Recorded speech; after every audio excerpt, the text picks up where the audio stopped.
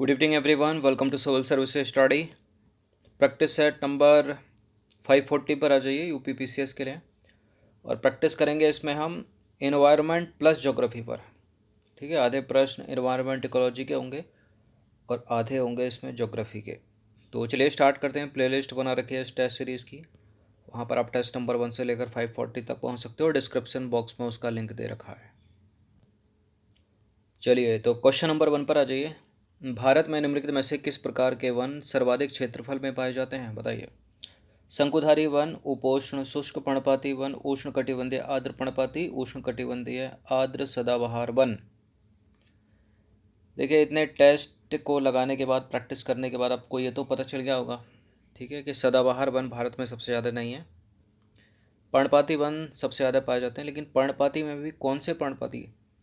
शुष्क पर्णपाती या आर्द्र पर्णपाती? सर्वाधिक क्षेत्रफल में भारत के शुष्क पर्णपाती वन, और उसके बाद हैं आर्द्र पर्णपाती। तो भारत में सर्वाधिक क्षेत्रफल पर पाए जाने वाले वन उष्णकटिबंधीय शुष्क पर्णपाती वन है। उष्णकटिबंधीय आर्द्र पर्णपाती वन दूसरे सर्वाधिक क्षेत्रफल पर विस्तृत हैं भारत में। क्वेश्चन नंबर 2 पर आ जाइए।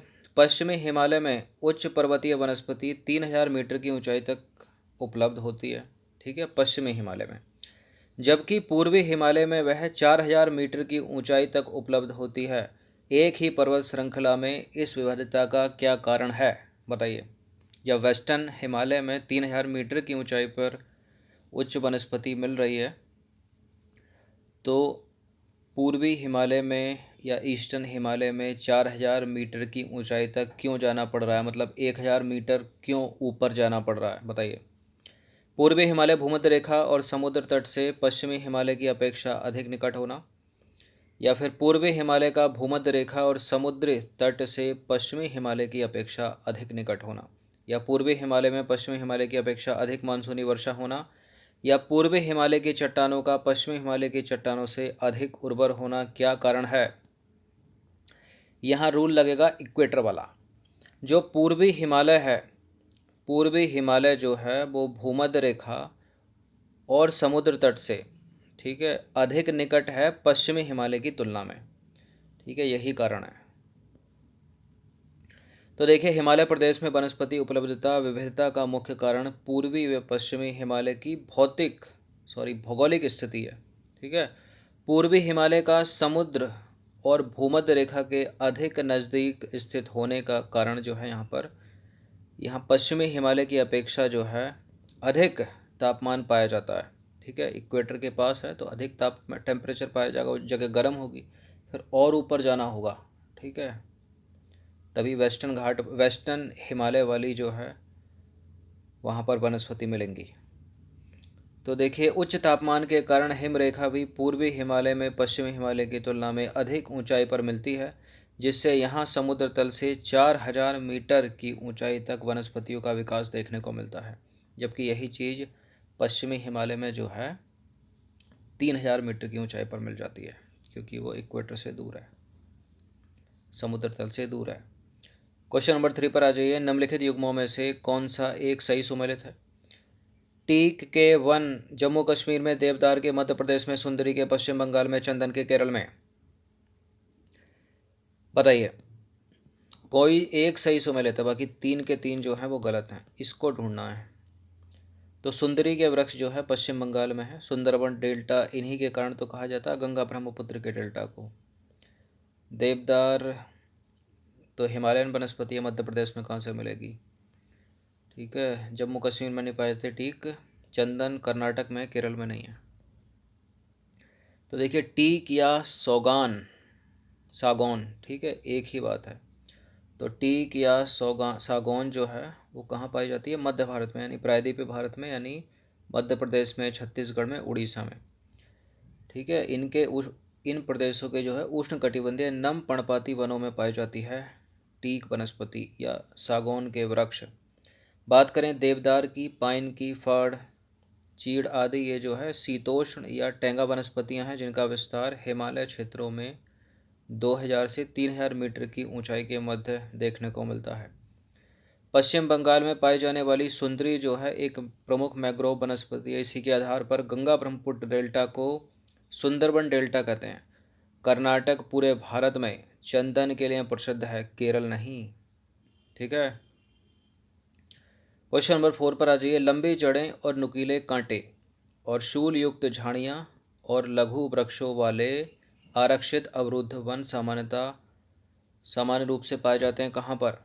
लघु वृक्ष यानी छोटे वृक्ष होंगे। लंबी जड़ें हैं, हम चर्चा कर चुके हैं पहले भी। लंबी जड़ें क्यों हो गई? क्योंकि पानी में, भूमि में पानी की कमी है। ठीक है, तो पानी की खोज के चक्कर में नीचे तक चली गई वनस्पति की जड़ें। तो बनाइए मैप इंडिया का जल्दी से। अब ये पूर्वी उड़ीसा की बात कर रहा है। पूर्वी उड़ीसा तो समुंदर से लगा पड़ा है, तो ये तो हो नहीं सकता, पानी की कमी नहीं है। पूर्वोत्तर तमिलनाडु समुद्र से लगा पड़ा, पानी की कमी नहीं है। हिमाचल प्रदेश में भी, ठीक है। अब कौन से बन पाते हैं? शंकुधारी, कोणधारी, ठीक है। और लंबी लंबी वनस्पतियाँ होती हैं, लघु वृक्ष थोड़ी होते हैं वहाँ पर। तो आंध्र प्रदेश हो जाएगा, पश्चिमी आंध्र प्रदेश का ये वाला एरिया जो यहाँ रह जाता है प्रायद्वीप में। पूर्वी आंध्र प्रदेश होता तब तो ये पानी से लग जाता, मतलब तटीय हो जाता, फिर तो यहाँ वनस्पतियाँ ठीक ठाक होती। ठीक है, तो पश्चिमी आंध्र प्रदेश हो जाएगा इसका उत्तर, यानी डी हो जाएगा। तो देखिए, जल अभाव में लंबे समय तक नमी को बनाए रखने के लिए लंबी जड़ें, नुकीले कांटे और वृक्षों का लघु स्वरूप आदि उष्णकटिबंधीय शुष्क कंटीली वनस्पतियों की विशेषता हैं। और ये वनस्पति आपको मिलेगी हरियाणा में, राजस्थान में, गुजरात, कर्नाटक, तेलंगाना, आंध्र प्रदेश का पश्चिमी आंध्र प्रदेश में। ठीक है। और कौन कौन सी है वनस्पति? नागफनी, खजूर, नीम, कैक्टस, खेजड़ी, बबूल और कीकर के वृक्ष। क्वेश्चन नंबर 5 पर आ जाइए। निम्नलिखित में से तत्वतः कौन सी एक हिमालय वनस्पति की जाति नहीं है? कौन सा हिमालय पौधा या वृक्ष नहीं है? जूनिपर है, ओक है, सिल्वर फर है, महोगनी, रोजवुड या ट्रॉपिकल एवरग्रीन फॉरेस्ट है, मतलब उष्णकटिबंधीय सदाबहार या सदाहरित वर्षावन है। तो देवदार के वृक्ष हो गए, ओक हो गया, ठीक है, भोजपत्र हो गया, बुरंस हो गया, चीड़ हो गया, सिल्वर फर हो गया, स्प्रूस हो गया, सब हिमालय वनस्पतियां हैं। जबकि महोगनी, रोजवुड, आबनूस ये उष्णकटिबंधीय सदाबहार वन है। ठीक है। और उष्णकटिबंधीय सदाबहार वन या वनस्पतियां कहाँ मिलती हैं भारत में? अंडमान निकोबार में, पश्चिमी घाट में, केरल में, कर्नाटक में और उत्तर पूर्वी की पहाड़ियों पर, नॉर्थ ईस्ट हिल्स। सर्वाधिक जैव विविधता कहाँ पाई जाती है इनमें से? इनमें सर्वाधिक जैव विविधता पाई जाएगी उष्णकटिबंधीय सदाहरित वन में, यानी ट्रॉपिकल एवरग्रीन फॉरेस्ट, 200 सेंटीमीटर से अधिक वर्षा। तो देखिए, उष्णकटिबंधीय वर्षा वन, जिन्हें उष्णकटिबंधीय सदाबहार वन भी कहते हैं, जैव विविधता की दृष्टि से सर्वाधिक महत्वपूर्ण होते हैं। भारत में इस प्रकार की वनस्पतियों का विस्तार जो है पश्चिमी घाट की पश्चिमी ढलानों पर, केरल में, कर्नाटक, उत्तर पूर्व की पहाड़ियाँ, अंडमान निकोबार द्वीप समूह में पाया जाता है। टुंड्रा क्षेत्र अत्यधिक निम्न होने के कारण वनस्पति विहीन होते हैं। ठीक है, अतः यहाँ जैव विविधता न्यूनतम होती है। क्वेश्चन नंबर 7 पर आ जाइए। निम्नलिखित कथनों पर विचार करेंगे, दो स्टेटमेंट के साथ बताइए कौन सा करेक्ट होगा। जैव विविधता हॉटस्पॉट केवल उष्णकटिबंधीय प्रदेशों में स्थित है, केवल लगा दिया। भारत में 4 जैव विविधता हॉटस्पॉट अर्थात पूर्वी हिमालय, पश्चिमी घाट और अंडमान निकोबार द्वीप समूह हैं। ठीक है क्या? देखिए, पहला वाला तो गलत है। ऐसा नहीं है कि केवल उष्णकटिबंधीय प्रदेशों में जो है जैव विविधता हॉटस्पॉट मिलते हैं, शीतोष्ण कटिबंधीय प्रदेशों में भी तो मिलते हैं। हिमालय क्षेत्र नहीं है क्या? हिमालय में भी पूर्वी हिमालय हो गया और पश्चिमी हिमालय हो गया। ये दूसरा वाला करेक्ट है, पहला वाला गलत है। तो इसका आंसर हो जाएगा ऑप्शन नंबर बी, केवल 2। तो देखिए, जैव विविधता हॉटस्पॉट उष्णकटिबंधीय के अतिरिक्त उपोष्ण कटिबंधीय में भी मिलेंगे और शीतोष्ण कटिबंध में भी मिलेंगे। जैसे कि पश्चिमी घाट हॉटस्पॉट क्षेत्र उष्ण कटिबंधीय है एवं हिमालय हॉटस्पॉट क्षेत्र शीतोष्ण कटिबंधीय है। अब हिमालय हॉटस्पॉट में पूर्वी हिमालय भी आ गया और पश्चिमी हिमालय भी आ गया। भारत के 4 हॉटस्पॉट स्थल जो हैं वो निम्नवत हैं। कौन कौन से हैं? इंडो बर्मा क्षेत्र, यानी पूर्वी हिमालय हो गया ये, ठीक है।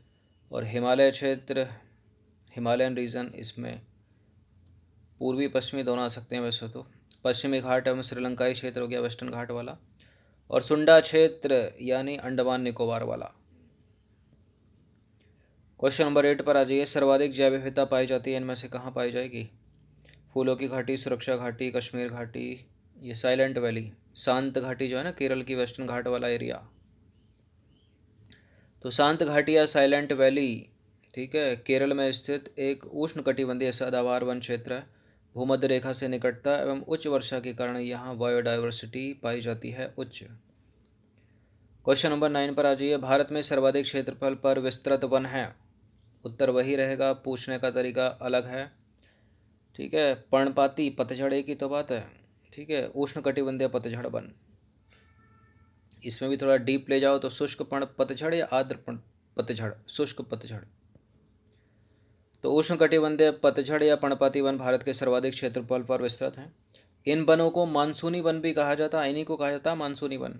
पर्णपाती वनों को वर्षा की मात्रा के आधार पर दो भागों में विभाजित किया जाता है, वो हैं आर्द्र पर्णपाती और शुष्क पर्णपाती। भारत में कौन से हैं सबसे ज़्यादा? शुष्क पर्णपाती, उसके बाद आर्द्र पर्णपाती। क्वेश्चन नंबर 10 पर आ जाइए। निम्नलिखित में से कौन सी वनस्पति सदाबहार वन और आर्द्र पर्णपाती वनों का मिश्रित रूप है? सदाबहार वन और आर्द्र पर्णपाती वनों का मिश्रित रूप होगी अर्ध सदाबहार वन। तो अर्ध सदाबहार वन पर्णपाती एवं सदाबहार वनों का मिश्रित रूप है। इन वनों का विस्तार उष्णकटिबंधीय वन क्षेत्रों में अपेक्षाकृत कम वर्षा वाले क्षेत्रों में होता है। इन वनों की प्रमुख वृक्ष प्रजातियां साइबर, होल्क और केल हैं।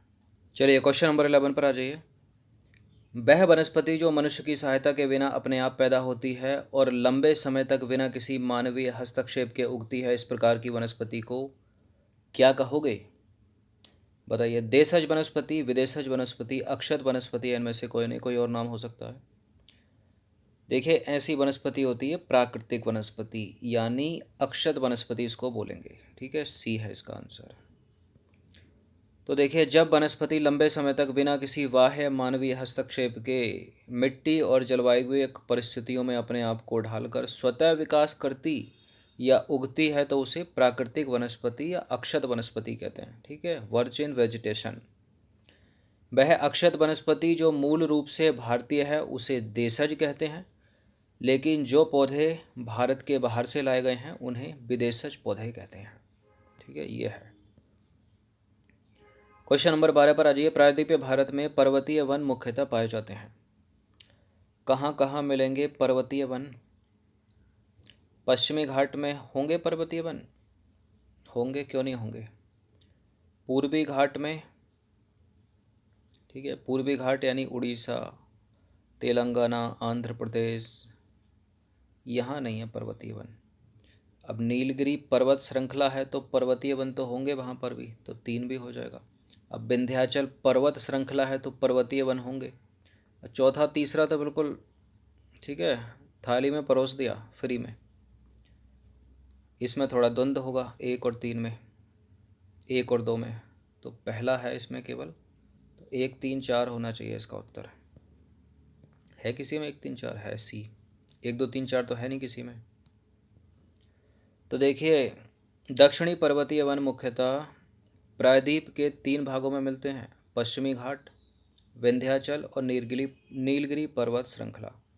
चूँकि ये श्रृंखलाएँ उष्णकटिबंध में पड़ती हैं और इनकी समुद्र तल से ऊंचाई लगभग 1500 मीटर ही है, इसलिए यहाँ ऊंचाई वाले क्षेत्र में शीतोष्ण कटिबंधीय और निचले क्षेत्रों में जो है उपोष्ण कटिबंधीय प्राकृतिक वनस्पति पाई जाती है।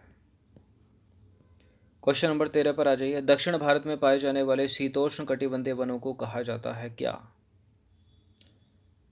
ठीक है, प्रश्न दूसरी तरह से ही पूछा जा सकता है कि दक्षिण भारत में पाए जाने वाले जो 16 वन हैं वो क्या हैं, उष्ण कटिबंधीय हैं, शीतोष्ण कटिबंधीय हैं? तो शीतोष्ण कटिबंधीय याद रखना, 16 वन कहते हैं इनको। ए तो नीलगिरी, अन्नामलाई और पालनी पहाड़ियों पर पाए जाने वाले शीतोष्ण कटिबंधीय वनों को सोलास कहा जाता है। इन वनों में पाए जाने वाले वृक्षों में कौन कौन से वृक्ष आते हैं? सिनकोना, लेरेल, बेटल और मग्नोलिया। क्वेश्चन नंबर 14 पर आ जाइए। हिमालय पर्वतीय क्षेत्रों में नीचे से ऊपर की ओर जाने पर निम्नलिखित में से वनस्पतियों का सही क्रम आपको बताना है। बताइए, हिमालयन रीजन में नीचे से ऊपर जाना है, सबसे पहले यहाँ कौन सी वनस्पति होगी? देखिए यहाँ होगी सबसे नीचे पर्णपाती वन।